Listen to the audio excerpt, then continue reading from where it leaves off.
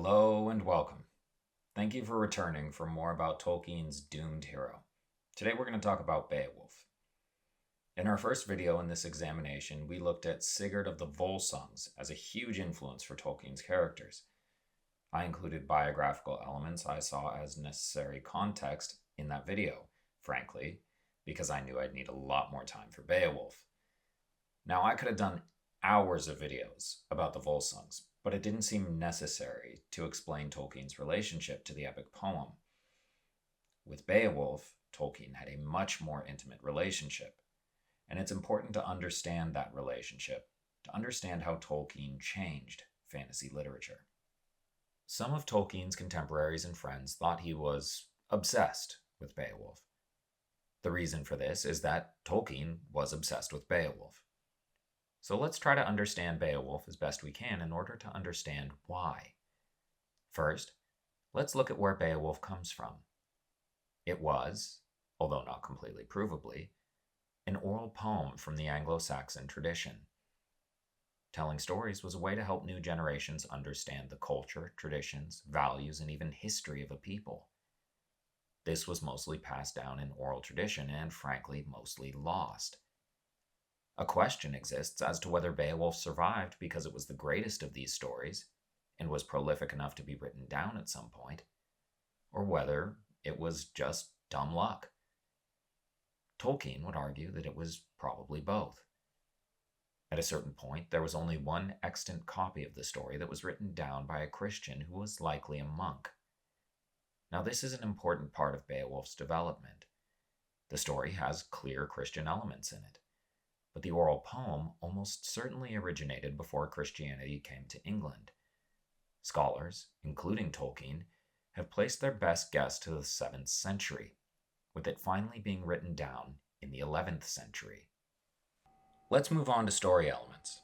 Beowulf is set in a semi-real version of Europe, largely Denmark, with a focus on the mead hall of King Hrothgar, Heorot.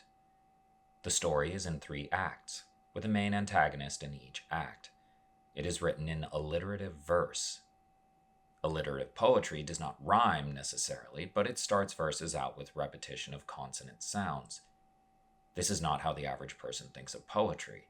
No rhyming scheme, there isn't a rhythmically timed flow of any kind, but this kind of poetry allows for complex, layered information.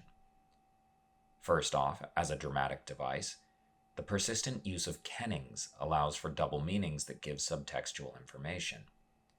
A kenning is, at its core, an understanding. Beowulf's name is a kenning itself, literally meaning bee-wolf. A wolf was understood to mean a hunter, so a bee-wolf was a hunter of bees, or a bear. This was to draw attention to Beowulf's impossible strength, like that of a bear. But other common meanings of the name include war-wolf, basically calling Beowulf a warrior who is cunning like a wolf. So we've already placed a lot of information just in his name. Kennings are used so constantly to refer to different people and things, it can be extremely confusing if you don't understand the cultural context in which they're using these phrases. Not only that, but the text will pretty constantly be diverted by a big side story to give real-world historical context or backstory. It really does take a seriously studied Anglo-Saxon scholar to understand what the story is telling you. J.R.R. Tolkien was exactly that. One of the most learned language professors ever, with a specific specialization in not only Old English, but the many related languages past and present. I mentioned Tolkien's friends and contemporaries thinking he was obsessed with Beowulf, that he believed there was a secret code. This is maybe less accurate than what we would say today, that Tolkien believed there was a lot going on symbolically in the story. Not only was he right, but he built his entire career in fantasy on the idea of a symbolic story behind the narrative. Beowulf had unquestionably been Christianized long after its oral tradition, but Tolkien found that deeper symbolic meaning of the story was still largely intact. So let's deconstruct the 3 acts of Beowulf in very broad strokes. We have a generous and open-handed King Hrothgar who builds a great mead hall called Heorot, usually thought to be on the island of Lear, Denmark, the same island as modern-day Copenhagen. They have great feasts nearly every night with all the wealth Hrothgar has acquired throughout his life as a great king and famous warrior. And this infuriates a sort of monster named Grendel who lives past the nearby Misty Moor. The story goes on a big tangent to describe Grendel as a descendant of the biblical Cain, context the original non-Christian oral poetry would not have had. Grendel is only referred to by name about half the time after this, and is instead referenced by various kennings, rarely repeated. The kennings give further context as to his role in the story, describing him as a descendant of a biblical pariah, a character who exemplified both a specific sin and a specific crime in the Old Testament, makes him a symbol for heathenism.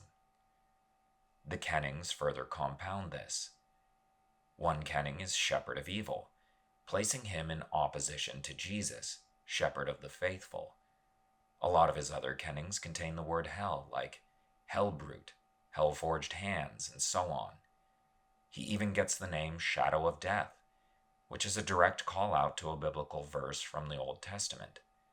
Though I walk through the valley of the shadow of death, I shall fear no evil. Grendel's appearance is even more complicated. He is huge, that much is clear, and sometimes he is associated with or said to descend from various giants from Norse culture, but he is also sometimes called a were or man. A lot of scholars contend that he is a troll, and that the descriptions did not invoke trolls directly for the same reason that a lot of fairy tales don't directly call fairies fairies, but instead use descriptive euphemisms similar to kennings. This may seem irritating to someone trying to decipher Beowulf as a linear story and maybe make a video about it, but the nebulous nature of his appearance leaves him as more of a liminal boogeyman, and along with the kennings, draws focus away from the details of his appearance into his role as an archetypal heathen and enemy of man. Grendel is infuriated by the constant loud feasting and partying at Heorot, and goes into full rampage. He busts into Heorot every time he sees them feasting and goes murder hungry. Eventually, and probably not as soon as he should have, Hrothgar decides that the constant feasting to get his thanes and people murdered is irresponsible, so he starts looking for help. Enter Beowulf and the Storm Geats. Now you're probably more familiar with the Geats as they were called by the Romans, the Goths. They were across the water in Sweden, not super far away, and Beowulf had heard about the monster problem, and as he had already gained some renown as a monster slayer, came to solve their problem. Before his confrontation with Grendel, a couple things happen. Unferth, who serves King Hrothgar, doubts Beowulf's achievements, ridiculing him as the man who lost a swimming contest to his friend Breca. Beowulf admits to losing the race, but only because he had to fight so many gigantic sea monsters on the way. A lot of kennings are used here that add context to Beowulf as a great warrior from a line of great warriors, and kings from across the sea, and even foreshadowing him as a future king. He's described as a master of the sea in a whole lot of related kennings, and hold on to that, because Tolkien uses it in a big way. Beowulf then insults Unferth as a brother slayer. This, with the backdrop of Grendel being descendant of Cain, the original brother slayer, is important. With Grendel set up as the archetypal heathen and Unferth being accused of being like him, the translation of his name as no soul, no spirit, no mind, or no life makes sense. He is without faith, symbolically not embracing Christianity. Narratively, he lacks faith in Beowulf, but subtextually, he lacks faith in God. After Beowulf kills Grendel, he not only apologizes to Beowulf, but he gives him his family's heirloom sword, Hunting. This, too, is important, as a main translation for hunting is thrusting. This double meaning between something a sword does and a sexual connotation comes up later when Beowulf uses the sword in Act 2. Moving on through the narrative, Hrothgar throws a great feast for Beowulf and the Geats, which lures Grendel. After a lot of people die, Beowulf confronts the gigantic Grendel without weapons so as to be on an even playing field with Grendel. Narratively, this was seen as just culturally appropriate for a great Anglo-Saxon warrior. Subtextually, he is becoming the idealized Christian hero who trusts in God, and the fight mirrors David and Goliath. It works out well. He rips Grendel's arm off. Though that's obviously quite a change from David's slingshot. Grendel flees past the misty moor to a swamp den to die. Beowulf and Unferth make up. Unferth gives him Hunting, symbolically accepting Christianity after seeing Beowulf put his fate in God's hands and triumph. That was the end of Act 1. A lot was going on subtextually involving symbolic Christian faith in an Anglo-Saxon culture that would seemingly be antithetical to it. Hrothgar is ready to honor Beowulf and even bequeath his kingdom to him, although he does eventually remember he has 2 sons. Beowulf still basically becomes his heir, although the poem does not formally acknowledge the succession. Somehow, becoming king or not is just not presented as important. What is important is that we go back to feasting and partying, this time to honor Grendel's defeat. Well, that doesn't go great, because Grendel's mother comes to Heorot, grabs her son's arm, and runs back to her lair after doing a bunch of murdering. Grendel himself lived outside Hrothgar's society, and this is one of the many symbolic meanings for him, this rejection of society. With Grendel's mother, it becomes clear with her as the mother culture, rejecting Hrothgar's society. This is a metaphor for the existing Anglo-Saxon or Greater Germanic and Norse culture's rejection of Christian society. She furthers this with her murders in the mead hall, taking her son's arm and Hrothgar's closest friend, mentor, and advisor Aesir. This is the classic Anglo-Saxon, Norse, or Germanic blood feud behavior, itself a rejection of Christian culture. Not only that, but Aesir means ash tree, which can be understood as a reference to Yggdrasil, the world tree, which is ash. It can also be understood euphemistically to refer to the ash spear of Odin, Gungnir, which was crafted from the world tree. Both the world tree and Gungnir are symbols of Odin, and she not only takes him, she plants his head on a stake. The stake is like a tree, turning the man named Ash Tree into a macabre tree, and is also an echo to the Anglo-Saxon, Norse, and Germanic practice of putting heads on spears as a way to frighten enemies. They also used them to mark Anglo-Saxon graveyards, which is fitting when its placement is at the boundary of Grendel's mother's home. At the edge of the lake her cave is under. If she is representing outdated Anglo-Saxon culture like her son, her death marks the death of Anglo-Saxon culture, and so she is in a marked graveyard.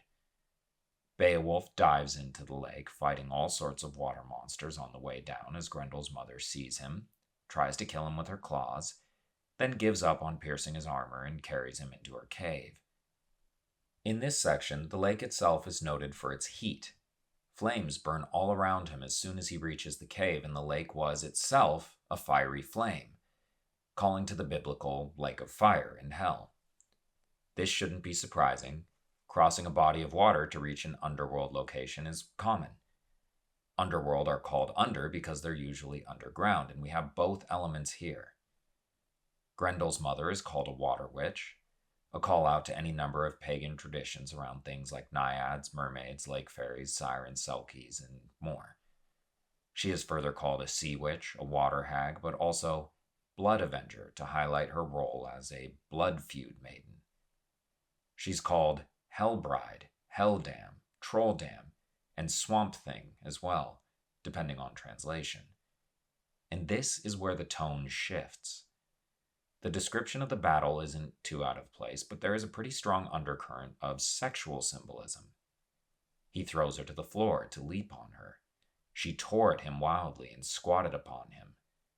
Hunting, which we'll remember can be translated as thrusting, fails to penetrate her. Beowulf then finds a sword made by giants, a magical sword, and maybe the only such weapon capable of killing her, and he slashes her neck. There's a great deal of description about how the blade was left bloody. This is analogous to both sexual hymen blood and a sword representing the male organ and procreative birth blood on a newborn who has not yet grown a sword. Grendel's mother is even referred to as a she-wolf as he ascends to the surface of the lake, further emphasizing them both as wolves and a sexual or romantic pairing. We could have seen this coming, with Beowulf's repeated water and sea associations being a good match for hers. Beowulf emerges from the lake in a sort of baptism. The sword he killed her with is covered in blood and melted, indicating both afterbirth and a poisoned union. The poisoned union of Beowulf and Grendel's mother being entirely symbolic, and his refusal to die when she mounted him, was a symbolic refusal of carnal temptation. Now, I just told you that Grendel's mother is portraying a certain sexual symbolism, and she is, but it's sort of a poisoned or corrupted sexual symbolism. The reason for this becomes more clear when we look at her imagery. First off, she is most definitely portraying some sort of underworld goddess or demon. Crossing, or in this case diving through, a body of water to get to an underground cave, one can find similar imagery in nearly every mythological underworld, as I mentioned. We mentioned some of her kennings, which all paint her as some sort of hag or witch. The idea that she is a vengeful hag, no longer fertile, is what makes the sexual symbolism feel corrupted.